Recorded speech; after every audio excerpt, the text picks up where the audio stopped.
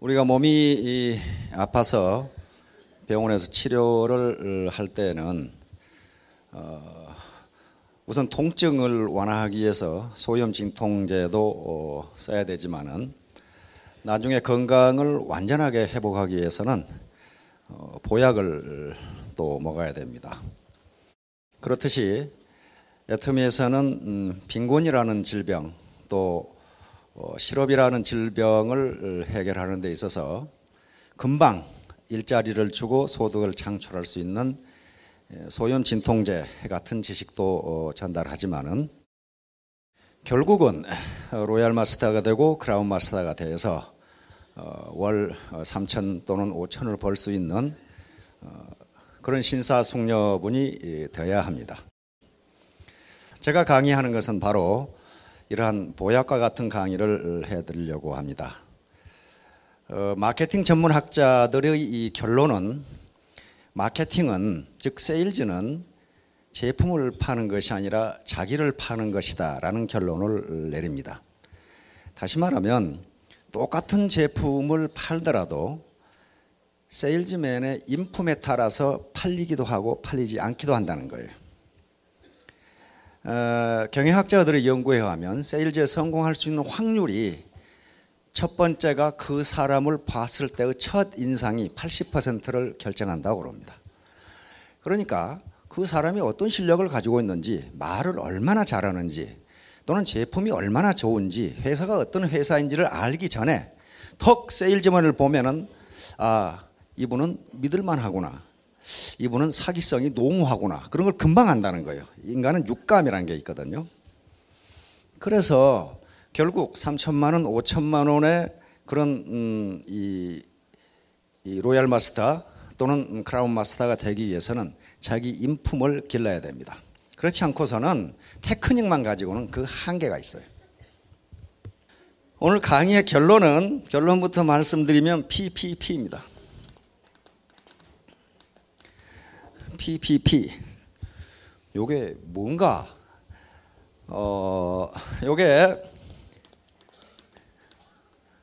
이건 펌프입니다. 펌프. 앞에 P는 펌프고 가운데 P는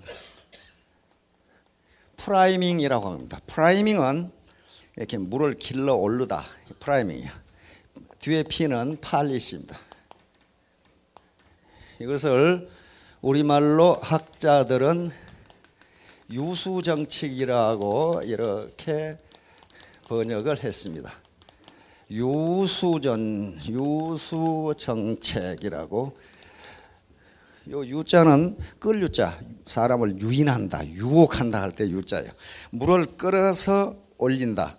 이게 무슨 말이냐면요, 이건 미국에 1930년대 세계 대공황이 발생했을 때 대공황이 왜 일어났는지 이걸 분석하는 과정에서 국민들의 수중에 돈이 없어서 돈을 쓰지 않으니까 물건이 안 팔리고 물건이 안 팔려서 불황이 되고 불황이 심해지니까 공황이 됐다. 그러면 경제를 살리려면 어떻게 해야 되는가? 돈을 풀자. 이거예요. 돈을 풀자. 다시 말하면 루스벨트 대통령이 뉴딜 정책을 하면, 새로운 정책이라고 말이죠. 뉴딜 정책을 하면서 TVA라고 그러는데 테네시강 하곡을 계속 막아가지고 댐을 만드는 공사입니다. 그러면 정부에서 토목 사업을 하면은 정부가 돈을 찍어서 내보내죠. 그러면 건설회사라든가 건설 자재를 만드는 회사, 그런 회사들이 운영이 되고, 그러면 그런 회사들이 노동자를 고용하니까 노동자들 수중에 임금이 나가겠죠. 임금이 나가면 노동자들은 저축할 여력이 없으니까 그걸 생활필수품을 사는 데 써요. 쓰면은 생활필수품을 만드는 회사가 다시 영업이 되고, 그러면 다시 고용이 되고, 다시 소비가 많아지고, 다시 다른 공장이 돌아가고, 요 정책입니다. 이게 뉴딜 정책이에요. 그러면 펌프 프라이밍 팔리스라는 게 뭐냐 하면은, 나이 드신 분들은 옛날에 그 샘에 그 펌프 있잖아요. 물 이렇게 하면 여기서 물 나오는 거 있잖아요. 이걸 펌프라고 그러는데, 그걸 오래 안 쓰고 놔두면 물이 들어가 버려요. 물이 들어가 버리면 마중물을 부어가지고 그걸 이렇게 하면은 나중에 물이 나와요. 그렇죠? 샘에 물이 나온다고요. 그러니까 국가가 돈을 푸는 것은 그 마중물하고 같은 거예요. 같으면, 그런데 마중물을 부었을 때 그걸 힘있게 빨리빨리 해야 물이 나오지, 느려 빠지게 하면 어때요? 마중물 부은 것이 또 들어가 버려요. 그렇듯이 애터미 사업으로 돈을 벌 수 있는 샘물은 있어요. 있는데 이제 마중물을 부어서 이게 나올 때까지 틀어야 되는데 처음에 열심히 틀어야 돼요. 바로 PPP, 펌프 프라이밍 팔리시라는 유수 정책을 실시할 때 마찬가지 미국도 테네시강에 집중적으로 자본을 투입했거든. 그러면서 미국은 대공황에서 벗어납니다. 그래서 이제 결론적으로 얘기하면 애터미 사업을 해서 마중물을 부었어요. 여기까지 여러분들이 오셨단 말이에요. 애터미 사업을 하기로 결심하셨어요. 첫 시간에 박양길 회장님 얘기를 들어보니까 분명히 매우 도덕적이고 경영 능력이 있는 것 같고, 제품이라든가 그다음에 이 보상 시스템 또 교육 시스템은 사실 제가 보기엔 최적이에요. 이 네트워크 마케팅 시장에서는. 그러니까 이제 문제는 여러분들의 노력 또는 시간이라는 마중물을 부어서 열심히 이걸 초기에 하지 않으면 약 3개월 정도 이게 밑에 있는 샘물을 끌어올릴 수가 없어요. 그 마중물에 또 들어가 버려요. 즉 다시 말하면 자기 노력이 헛되게 된다는 거예요. 자, 용기와 열정인데, 용기와 열정, 이 말씀을 모르는 분은 없어요. 그러나 이것이 과연 뭘 의미하는지를 일별해 보도록 하겠습니다. 네, 코브라 효과. 요건 영국이 인도 식민지를 지배했을 때, 그 당시 인도의 수도가 델리인데 델리에 있던 영국 총독부 엘리트들이, 관료들이 인도 델리에 코브라가 너무 많아. 근데 코브라는 그 당시에 맹독성, 지금도 맹독성 뱀이죠. 독사란 말이에요. 근데 그 당시 독을 중화시킬 수 있는 의료 기술이 발달된 것도 아니고 굉장히 위험하거든요. 그래서 이 머리 좋고 똑똑한 영국 총독부 관리들이 코브라를 때려잡아 오면은 돈을 주겠다 그랬단 말이에요. 아주 기가 막힌 정책이죠. 그럼 돈을 받기 위해서 인도 국민들은 전부 다 코브라를 때려잡아 오겠죠. 전부 돈을 줬어요. 그리고 처음에는 아주 효과적인 것처럼 보였어. 코브라 숫자가 점점 줄어들어. 그러더니 1년, 2년이 지났는데 코브라 숫자가, 잡아오는 코브라 숫자가 줄어들기커녕 더 늘어나. 그래서 이상하다 하고 조사해 보니까 각 집에서 코브라를 기르고 있어. 근데 그 인도 국민들의 행동은요, 경제학적 관점에서 매우 합리적인 겁니다. 그렇죠? 그렇게 하면 보상을 받을 수 있는데 그걸 도덕적으로 나쁘다고 할 수가 없어요. 그것은 정책 결정이 잘못된 거지 인도인들의 행동이 비합리적인 게 아니에요. 그 합리적이건.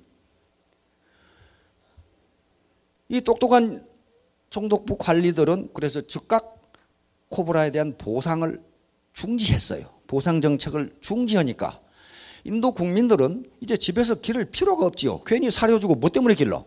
그걸 밖에다 갖다 내다 버리니까 델리가 코브라 천지가 되어버린. 자, 이걸 코브라 효과라고 그럽니다. 다시 말하면 어떤 문제를 해결하기 위해서 채택한 방책이 오히려 문제를 악화시키는 현상이에요.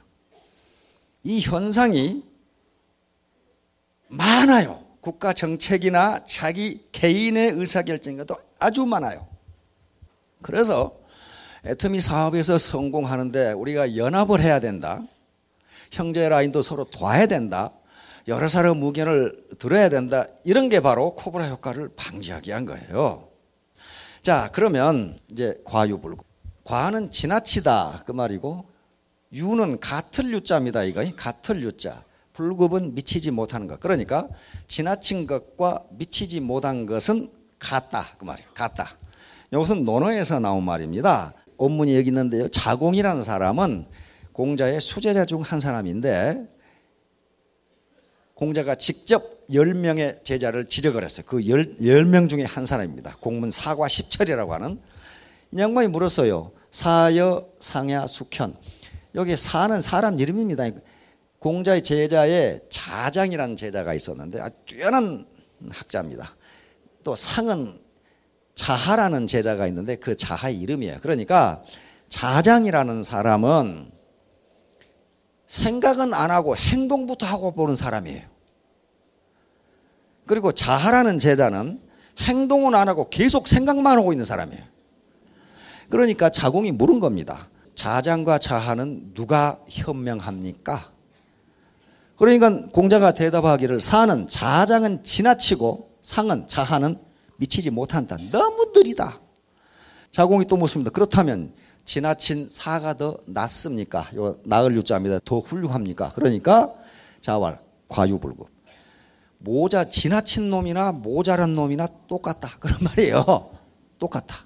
너무 설치는 사람이나 계속 생각만 하는 사람이나 똑같다. 똑같다. 자, 그러면 바로 애터미 사업에서도 과유불급은 진리입니다. 다시 말하면 너무 신중해. 생각만 계속. 아까 전에 계속 따져보고만 정보만 수집하고 있는 사람이 있어. 제가 듣기로는 3년째 그러고 있는 사람이 있다고 그러는데 이렇게 되면요, 그것은 신중한 게 아니고 우유부단한 사람이에요. 의사결정에서 가장 중요한 것은 의사결정학자들은 의사결정의 정확성이 아니라 타이밍이라고 얘기합니다. 타이밍. 비록 약간 부정확하지만은 그 타이밍이 정확하게 맞아야 의사결정에 성공할 수 있다는 거예요. 이렇게 되면 성공이 지연되거나 또는 성공할 수가 없어요. 타이밍. 그 다음에 너무 성급한 사람은요, 꼭 문제를 일으켜. 갑자기 직급을 올라가려고 하거나 갑자기 많은 돈을 벌려고 하면요, 거기에 무리가 따릅니다. 어떤 무리가 따르냐? 파트너 스폰서 간에 싸움이 벌어져. 뭔가 지금 배팅을 한다든가 어떤 부당한 일을 했거든. 라인 변경을 한다든가. 그래서 너무 과잉 신중한 것도 좋지 않고 과잉 성급한 것도 좋지 않습니다. 차근차근하게 가는 게 좋다. 자, 극단적 경험주의의 경계. 극단적 경험주의는 도대체가 못 믿는 겁니다. 못 믿는 거예요. 예를 들면 이게 극단적 경험주의는요, 의사결정, 다시 말하면 결심이나 결단을 지연시키는 결과를 가져옵니다. 그러면 애터미 사업을 할 것인가 또는 열심히 할 것인가 말 것인가를 결정하는 결정적 증거가 있으면 돼요. 가장 결정적 증거는 이 사업으로 성공한 사람이 있는가를 보면 돼요. 만약에 아무리 이론이 아름답고 비전이 있다 하더라도 실제로 이 사업으로 성공한 사람이 없다면 그것은 공연불의 가능성이 많아요. 실증적으로 성공한 사람이 있느냐를 파악해야 돼요. 이제 엘빈 토플러, 이 사람 미래학자인데요. 과거에 농경시대나 산업화시대, 농경시대에는 땅을 많이 가진 자가 부자였고 산업화시대에는 거대한 공장을 가진 자가 부자였어요. 중후장대한 것을 해야 돈을 벌었단 말이에요. 그런데 이 양반은 하는 소리가 이제 지식정보화 시대에는 빠른 자가 살아납니다. 강한 자가 크고 강한 자가 살아남는 것이 아니라 빠른 자가 살아납니다. 다시 말하면 계속적으로 지식정보가 폭발적으로 늘어나는데 누가 자기에게 필요한 지식과 정보를 빨리 획득해서 그것을 자기 비즈니스에 적용하느냐에 따라서 살고 죽고가 결정된다. 그런 얘기입니다. 지금 공자도 중용을 얘기했고 동양에서만 중용의 덕을 중요시한 게 아니고 바로 서양 철학의 원류인 소크라테스, 플라톤, 아리스토텔레스인데 아리스토텔레스가 계속 강조한 게 중용이었어요. 중용. 왜냐하면요, 우리가 가치 있다고 생각되는 덕목이 과소하거나 지나치면 덕이 되지 않는다는 거예요. 그래서 아리스토텔레스는 인간의 행복은 중용을 실천하는 데 있는데 바로 중용이 덕이라고 그랬어요. 덕. 중용의 덕이 여기입니다. 용기 어떻습니까? 좋죠. 근데 용기가 부족하면 비겁이 되고 용기가 과잉이 되면 만용이 돼요. 그렇잖아요. 그 다음에 전략 좋아요. 전략 좋은데 이게 부족하면 낭비가 되고 과잉이면 인색이 됩니다. 전부 그렇게 돼 있어요. 용서, 이게 부족하면 잔인이 되고 이게 과잉이 되면 무언칙이 돼요. 이런 식으로 절제도 좋은데 절제가 부족하면 방탕이 되고 절제가 지나치면 자기를 속박하는 거예요. 이런 식이 되니까 중용의 덕을 취하라는 겁니다. 중용의 덕. 그것은 곧 적당한 어떤 결정적인 증거가 있으면 너무 많은 증거를 수집하려고 하지 말고 바로 행동용이라는 그런 겁니다. 여기 계시는 모든 분들에게 애터미라고 하는 운을 잡기를 기대합니다. 잡기를 기대하는데 잡는 것도요, 용기가 있어야 돼요. 용기가 있어야 됩니다. 그것도 용기입니다. 그런데 롤로 메이라는 사람이 있어요. 이 롤로 메이는 미국의 실존주의 철학자이고 실존주의 심리학자입니다. 그리고 실존주의 정신분석학자예요. 용기가 뭐냐 하면은 그게 좀 어떻게 애매해요. 그런데 이 사람은 뭐라고 그랬냐면 절망 속에서도 전진할 수 있는 능력 그랬어요. 물론 용기에 대한 정의는요, 심리학자마다 다 달라요. 다 다른데 이게 제일 괜찮은 것 같아요. 절망 속에서도 전진할 수 있는 능력. 그리고 이 낭만 뭐라고 했냐면 용기는 생존과 발전의 조건. 용기가 없으면 생존도 할 수 없고 발전도 할 수 없다. 이것도 딱 맞는 것 같아요. 용기가 없으면 생존도 할 수 없고 발전도 할 수 없다. 그런데 이분은 용기를 네 가지로 나눴습니다. 육체적 용기, 도덕적 용기, 사회적 용기, 그리고 창조적 용기. 그런데 이 결론적으로 말하면 이 네 가지 용기가 애터미 사업에서 성공하는데 모두 필요합니다. 모두 필요해요. 우선 육체적 용기를 봅시다. 이게 육체적 용기예요. 어려움을 참고 극복할 수 있는 능력. 자기 목숨이 이태로운데도 용감하게 도전할 수 있는 능력. 이게 육체적 용기예요. 도덕적 용기. 도덕적 용기가 가장 중요해요. 도덕적 용기는 내가 옳다고 생각하는 일을 누군가가 시비를 걸어도 나는 내가 하는 일이 옳다고 본다고 이야기할 수 있는 용기예요. 그게 무척 어려워요. 이 도덕적 용기는요, 자칫 잘못하면 피해를 많이 봅니다. 예를 들면 자기 상사가, 회사에서 자기 상사가 분식회계를 만들라고 격리 직원에게 얘기했어요. 그거 옳지 않잖아요. 그런데 그 격리 직원이 사장님 이건 옳지 않습니다 이렇게 했다가는 어떻게 되겠어요? 그거 이렇게 되거든요. 그런 경우가 많아요. 그래서 도덕적 용기가 가장 중요해요. 옳은 것을 옳다고 하고 옳지 않은 것을 옳지 않다고 얘기할 수 있는 용기예요. 나는 일반적으로 다단계 사업에 대한 인식은 굉장히 안 좋지만은 내가 가서 정보를 수집하고 분석해보고 따져보니까 애터미 사업은 옳은 사업이다. 이것이 자기가 확신이 왔다면 당신이 뭐라고 하건 나는 내가 하는 일을 옳다고 본다. 이게 용기가 없이는 할 수 없어요. 사회적 용기는 이제 자기 표현을 할 수 있는 용기, 그리고 자기와 친하지 않은 사람과도 가깝게 지낼 수 있는 용기. 이런 것들이요. 이것은 사회적 관심을 갖는. 그러니까 여기 보세요. 여기 있는 것처럼 이런 서양인이 아프리카에 가서 이렇게 도움을 주고 이렇게 할 수 있는 이거 엄청난 용기입니다. 그러니까 혼자 뭘 하기는 쉽지만은 사회 속에 들어가서 뭔가 하기는 어렵다는 거예요. 사회적으로 자기 표현을 한다는 것은 아까처럼 바로 모르는 사람에게도 나는 애터미 사업이 옳다고 본다. 이거 치약 싸고 좋습니다. 한번 써보세요. 당신에게 손해가 가지 않습니다. 이렇게 할 수 있는 게 사회적 용기고, 그 다음에 파트너 스폰서 관계에서 자기가 아는 사람과 친할 뿐만 아니라 모르는 사람과도 똑같이 친할 수 있는 용기. 롤로메이는 이렇게 설명하고 있어요. 그렇게 되지 않으면 사회가 성숙하지가 않는다는 거예요. 즉 끼리끼리 모여가지고 연고주의로 끼리끼리 모여가지고 사회가 성숙하지 않는다는 거예요. 애터미 사업에서 가장 중요한 게 이 사회적 용기라고 생각합니다. 옆에 앉아있는 사람 잘 모르는 사람인데 애터미 얘기를 할 수 있는 용기, 그리고 내 파트너가 비록 마음에 안 들고 처음 보는 사람이지만은 같이 친해질 수 있는 용기. 이게 사회적 용기. 이제 창조적 용기인데 롤로메이는 이것이 가장 중요하다고 그렇게 얘기했습니다. 다시 말하면 이런 육체적 용기, 도덕적 용기, 사회적 용기, 여기에서 뭐가 옳고 무엇이 옳지 않다고 생각했으면 그것을 고치려고 노력하라는 거예요. 그리고 새로운 패러다임, 세상을 보는 새로운 눈을 갖고 당신이 속한 조직을 그렇게 개선해 나가라는 거예요.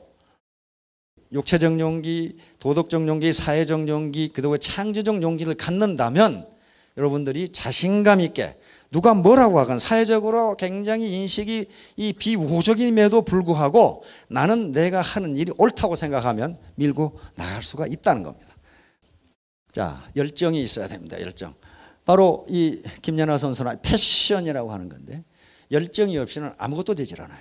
열정은 어디서 나오냐 하면은 간절한 마음에서 나옵니다. 자, 결론적으로 이야기합니다.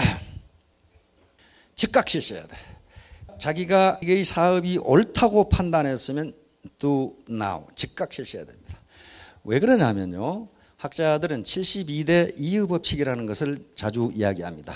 72대 1의 법칙이라는 것은 자기가 결심한 바를 72시간 내에 행동으로 옮기지 않으면 그것이 성공할 확률은 1%에도 미치지 못한다.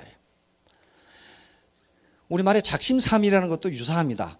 조금 해보다가 만단 말이에요. 72시간 내에 반드시 행동으로 옮기고 그 행동이 적어도 100일간 계속돼야 된답니다. 그 다음에 do together, 연합 비즈니스, 같이 해라.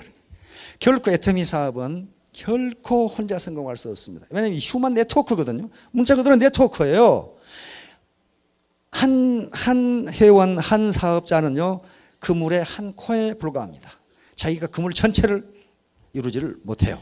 수많은 사람이 그물의 한 코를 유지하면서 거대한 그물을 만드는 거란 말이에요. 그래서 같이 하라. 결코 혼자 독불장군이 되어서는 안 된다. 세 번째, 간절한 마음. 간절함. 이게 간절함이 없이는 아무것도 되지 않아요. 자기가 나는 반드시 성공하겠다는 간절한 마음이 있어요. 이게 제일 중요해. Do not give up. 절대로 포기하지 마라. 아까 PPP처럼 물이 나올 때까지 이건 해야 될 거 아니에요. 그렇죠? 이걸 물이 나올 때까지 마중물을 부어서 하지 않으면 중간에 다시 물이 들어가 버려요. 안 돼요. 그건 안 되는 겁니다. 그게 자연의 법칙이에요. 자, 이제 결론적으로 말씀을 드리겠습니다. 초두에 얘기한 것처럼 코브라 효과가 나타나지 않게 하려면은 또 가장 우리 애터미 사업이 코브라 효과가 나타나지 않는 사업이에요. 왜냐하면 연합 비즈니스를 하니까 모든 사람들의 의견을 들어서 그렇습니다. 각계각층의 사람들이 얘기를 다 듣는다. 어떻게 성공할 수 있느냐? 마치 PPP처럼 이미 물이 빠져버린, 나는 지금 직업도 없고 사업도 잘 안 되고 이렇게 물이 빠져버린 여기에 마중물을 부어서, 마중물을 붓는 것은 자기 노력밖에 없어요. 애터미에서는 무슨 뭐 진입비를 내라든가 유지비를 내라든가 그런 게 없으니까 자기 노력이라는 마중물을 부어서 그것이 샘물이 나올 때까지 열심히 하면 됩니다. 그 처음에가 가장 어려워요. 그게 한 3개월 정도 되는데요. 열심히 펌프질을 해서 생수가 쏟아져 나오면 그게 이제 오토 판매사예요. 그 다음부터는 이걸 좀 느리게 움직여도 물은 계속 나오고 물이 들어가지가 않아요. 자, 여러분들 포기하지 마시고 끝까지 성공하시기 바랍니다. 감사합니다.